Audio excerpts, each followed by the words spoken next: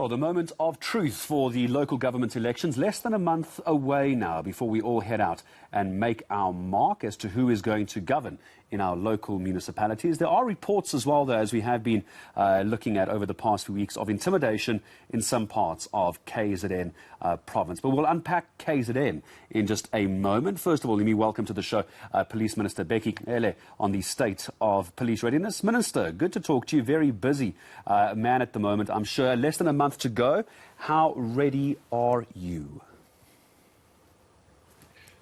Well, good morning to you and all viewership. Indeed, we'll have to be ready. Fortunately, I can't be ready alone. We're ready with men and women in blue, but also with the cluster of ministers that deal with the security matters. Basically, that would be the police, intelligence, that would be justice, that would be defense, and some other departments. We have met and we have looked at things. We have listened to presentations from the net joints, which are the structures, official structures working together. So far, looks like we are on track. And I've seen quite a few people sending us messages this morning, Minister, and I'm sure you're aware of it, you've spoken about it. Perhaps just while I have you on, let's talk about the political, let's call it the political tensions, if you will, down in KZN. Someone's sending me a tweet as well saying, please ask the Minister about what we're going to do about the tension between the between the ANC and the EFF down in KZN. How do you handle that as the Police Minister? Indeed, KZN, it is a hotspot, especially in few districts. That will be eThekwini, that will be your Umgungundlovu and around Umzimkhulu and Newcastle.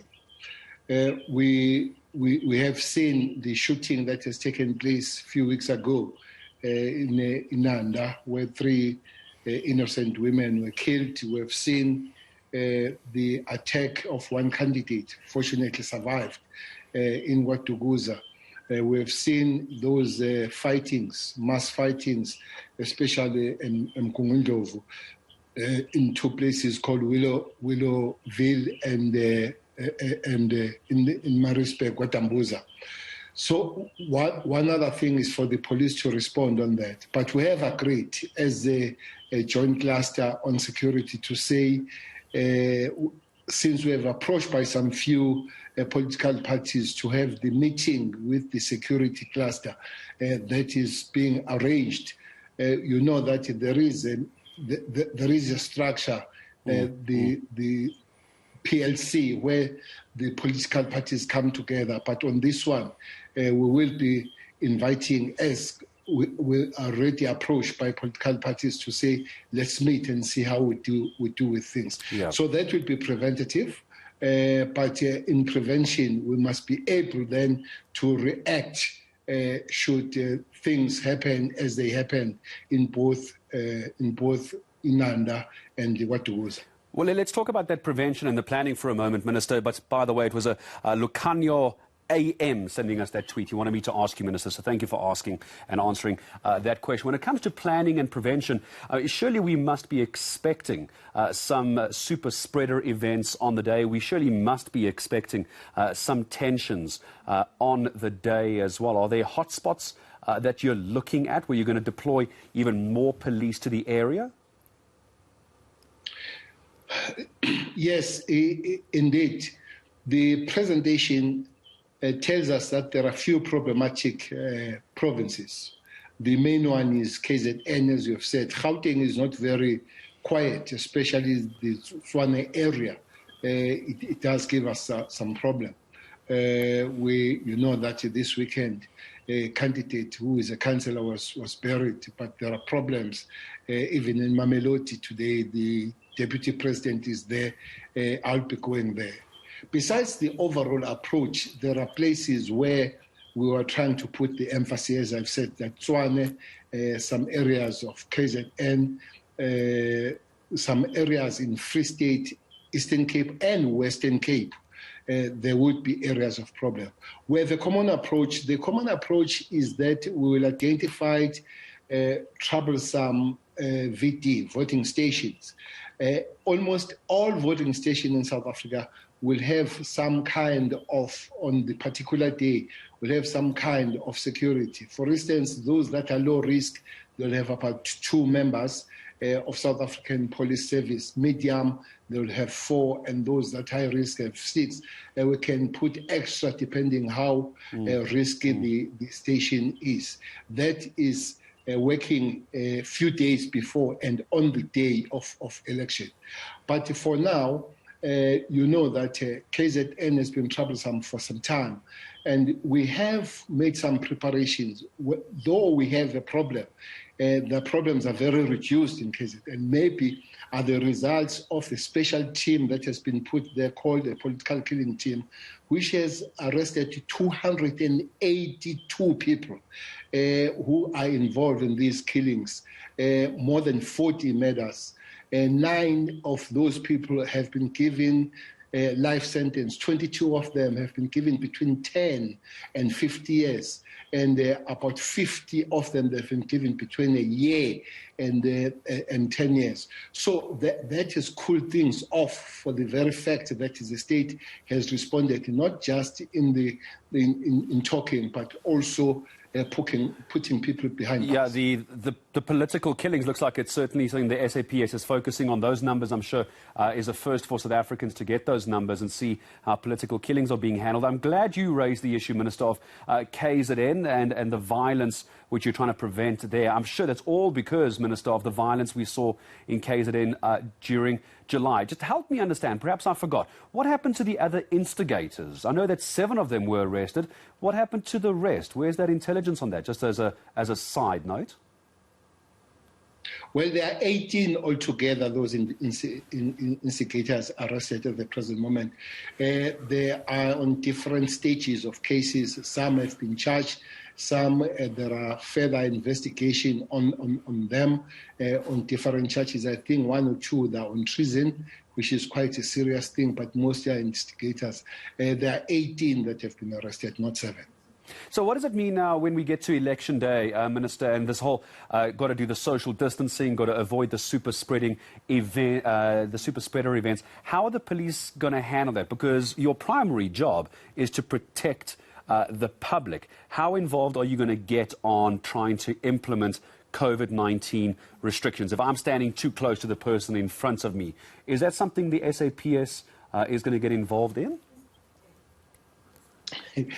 Well, that's a difficult one because we are accused as the members of the South African Police Service as people that are hindering the processes. It will be on a 2 scale. Inside the voting stations, we expect the IEC to take charge of those. Outside, the police will assist the IEC. We still have to, we're not out of the woods yet. Yes, figures, they look quite low, less than 1,000 this morning. But those are people. And should things happen incorrectly, a situation can worsen again. We will be making our assistance on that one. But as you say, the main core function is also looking that there is no violence. People are safe. People are not causing chaos that will undermine the integrity of elections. That the boxes of votes are not disappearing.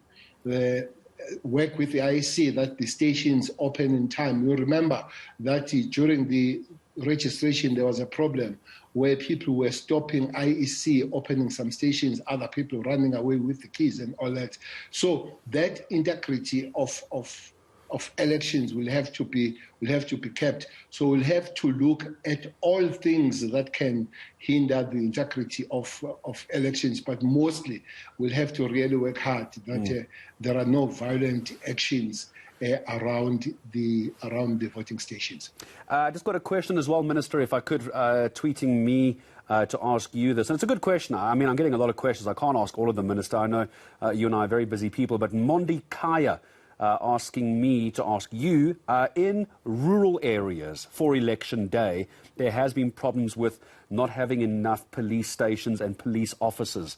Talk to me then, Minister, if you could briefly, about rural policing during the voting, especially around those areas in KZN where violence can flare up. Well, as I've said, Gareth, that all stations in the Republic of South Africa, voting station, all of them, will have a minimal presence of the members of the South African Police Service. Those that are low risk, as identified by the crime intelligence and intelligence, will get 2 members of the South African Police Service. Those that are medium will get 4, and those that are high risk will get 6. They can go up depending how high the risk is on that area. There are areas that have been identified as problematic even in the rural areas. One of them is a place called Mtonjanini in Melmoth, because there have been some internal problems of some political parties there with a high number of independent candidates and all that. So they're identified. As I've said to you, for instance, Gauteng, for some reason, it's got a very high number of high-risk stations. I think there are 211 as we speak. In KZN, I think there are 96. Those are high-risk stations. And there will be some in Eastern Cape and Free State and Western Cape. So already we know what to do in those particular areas in both prevention, but especially to make sure that the day itself is safe. And just a last question to you, Minister, before I let you go briefly, if you could. On the day, on the 1st of November, where is the Police Minister and his hat going to be? Where in the country are you going to choose to be as the Minister? Well, I'll have to vote first. In my Ward 74. I vote in Ward 74 in Durban, that is in Lamontville. And then by then I would have understand where our bigger forces are.